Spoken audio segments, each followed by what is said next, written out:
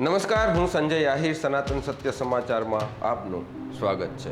આજે આપણે વાત કરીશું ભારત સરકાર અને ચૂંટણી પંચ પર લાગી રહેલા વોટ ચોરીના આક્ષેપો વિશે, જે લોકશાહીના હૃદય પર ખંજર ચલાવી રહ્યું છે। ગાંધીજીએ ગુજરાતથી દાંડીની યાત્રાથી ગુજરાતને જગાડવાની કોશિશ કરી અને ત્યારે એ ગુજરાત ગાંધી સાથે ચાલ્યું।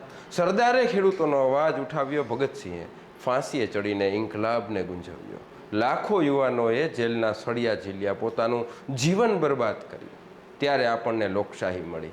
અને આજે એ લોકશાહી લૂંટાઈ રહી છે એવા આક્ષેપો થઈ રહ્યા છે। ચૂંટણી પંચ પાસે કોઈ જવાબ નથી અને તેઓ ગેંગે ફેફે કરી રહ્યું છે। બધું સામે દેખાઈ રહ્યું છે। લોકતંત્રની લૂંટ થઈ રહી છે અને દેશના ઘણા રાજ્યોની સાથે સાથે ગુજરાત આ વિષય પર સદંતર ચૂપ છે। શું આ ગાંધી સરદારની ધરતીની આ ઓળખ છે? ગુજરાત યાદ કરો એ દિવસો। 1930માં ગાંધીજીએ દાંડીમાં મીઠું ઉઠાવ્યું, અંગ્રેજોની નીંદ હરામ કરી। સરદાર પટેલે બરોડામાં ખેડૂતોની લડાઈ લડી, અંગ્રેજોને ધૂળ ચટાડી। ભગતસિંહે 23 વર્ષની ઉંમરે ફાંસી ઝીલી, ઇન્કલાબ જિંદાબાદનો નાદ ગુંજવ્યો। લાખો યુવાનોએ જેલની અંધારી કોટડીઓમાં વર્ષો ગાળ્યા, લાઠીઓ ખાધી, ગોળીઓ ઝીલી, જીવન બરબાદ કર્યું। કોના માટે? માત્ર એક વોટના અધિકાર માટે, લોકશાહી માટે, આપણી આઝાદી માટે। એક વોટ એટલે આપણો અવાજ, આપણી તાકાત, આપણું બંધારણ। પણ આજે વોટ ચોરીના આ આરોપો ગુંજી રહ્યા છે। મતદાર યાદીઓમાં ગડબડ, ઈવીએમ પર શંકાઓ। શું તમને જરાય પણ નથી લાગી રહ્યું કે લોકશાહીનું ગળું દબાવવાનું આ ષડયંત્ર ચાલી રહ્યું હોય?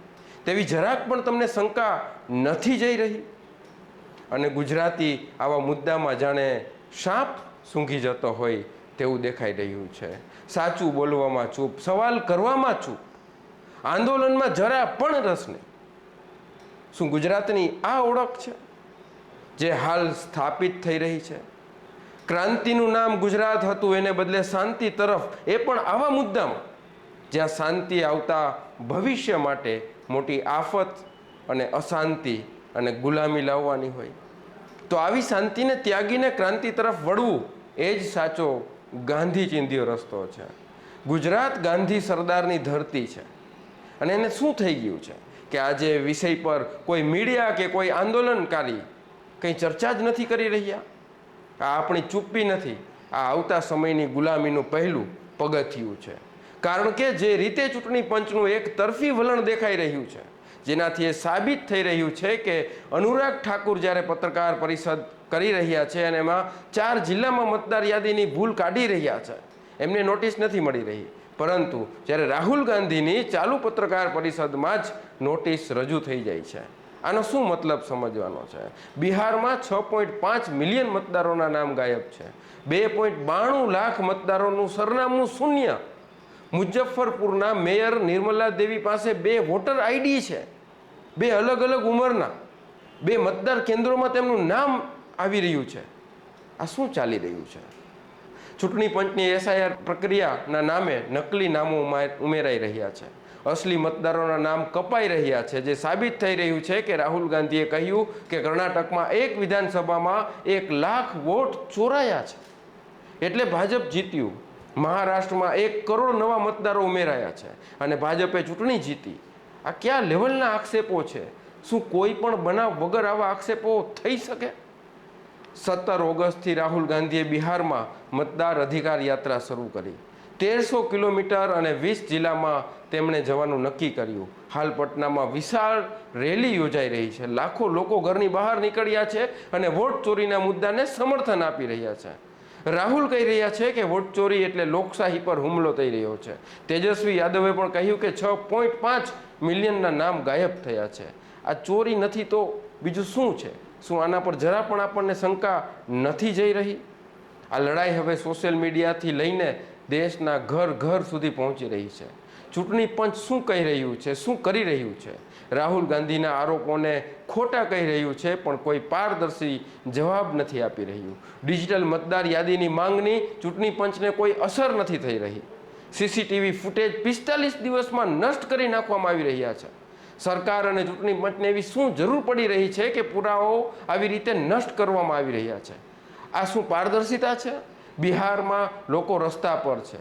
निवासी सुबोध कुमार, पिता शामली सिंह। बोलो बोलो, मेरा नाम बताओ, जनता को बताओ आपके साथ क्या हुआ। मेरा नाम वोटर लिस्ट में काट दिया गया है और मैं अगला लोकसभा में भी वोट दिया हूं और पोलिंग एजेंट रहा हूं।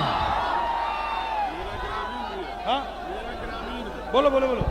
तो मैं लोकसभा में पोलिंग एजेंट भी था और मेरा नाम सुबोध कुमार, पिता से स्वर्गीय श्यामली सिंह हुआ। मैं महरथ ग्राम का निवासी हूँ, खेती करता हूँ। ऐसे ऐसे बिहार में लाखों लोग हैं जिन्होंने वोट दिया, वोटर लिस्ट में नाम था और उनका नाम वोटर लिस्ट से काट दिया गया। भाई और बहनों, इलेक्शन कमीशन और बीजेपी के बीच में पार्टनरशिप चल रही है। ये मिलकर वोट चोरी कर रहे हैं। ज्ञानेश गुप्ता जी ने प्रेस कॉन्फ्रेंस जो किया, जो इलेक्शन कमिश्नर है चुनाव आयोग के, उनके पास कोई भी राहुल जी का या बिहार में जो एसआईआर प्रक्रिया को लेकर के हमने भी जो सवाल उठाए हैं, इलेक्शन कमीशन के पास कोई जवाब नहीं है। हम तो कहना चाहते हैं कि ज्ञानेश गुप्ता जी, अगर आपने भाजपा की सदस्यता ले ली है तो बता दीजिए इसमें शर्म की बात क्या है। इसमें तो कोई बहन और बेटियों का अपमान नहीं है।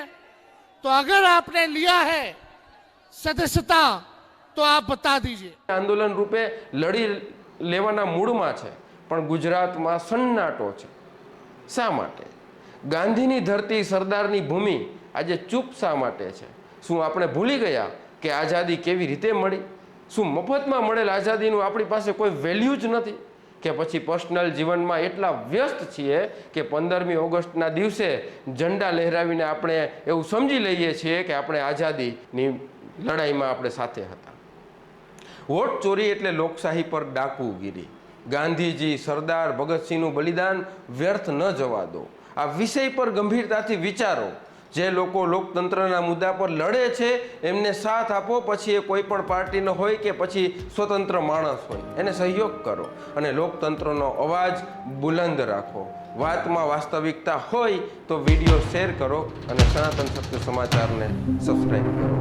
જય સનાતન, જય હિન્દ।